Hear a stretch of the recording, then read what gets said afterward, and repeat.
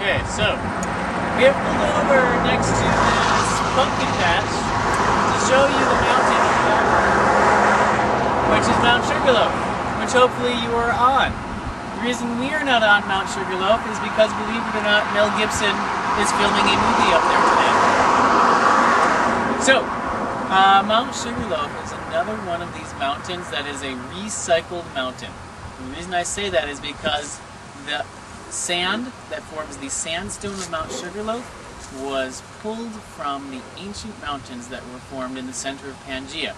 As the Rift Valley opened up, the sand was removed from those mountains and came into the formation that it is now in Mount Sugarloaf. We call it Arcos sandstone. Most of you have seen it in the classroom. It is a red sandstone that doesn't look like it has any layers in it.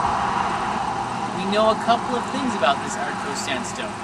One of the things we know about it is that it was formed in an arid environment that was pretty dry. How do we know it was dry? Well, the middle of a supercontinent is very far away from any ocean. They tend to be pretty dry.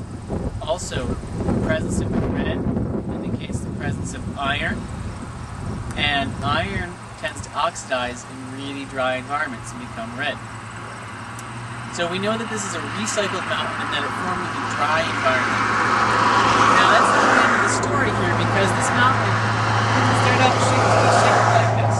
This mountain started out to be shaped like a fan at the base of some really bigger mountains. So what reshaped it was the glaciers that came through. Like, they came through all over this area, and they swept up one side and scraped it smooth, and then as they were coming off the other side, they plucked. They came over, they plucked the rocks away. That formation that's smooth on one side, bounce off on another, smooth on one side, bounce off on another, is known as a Rouge Mountainais. Mount Sugarloaf is a great Rouge Mountainais.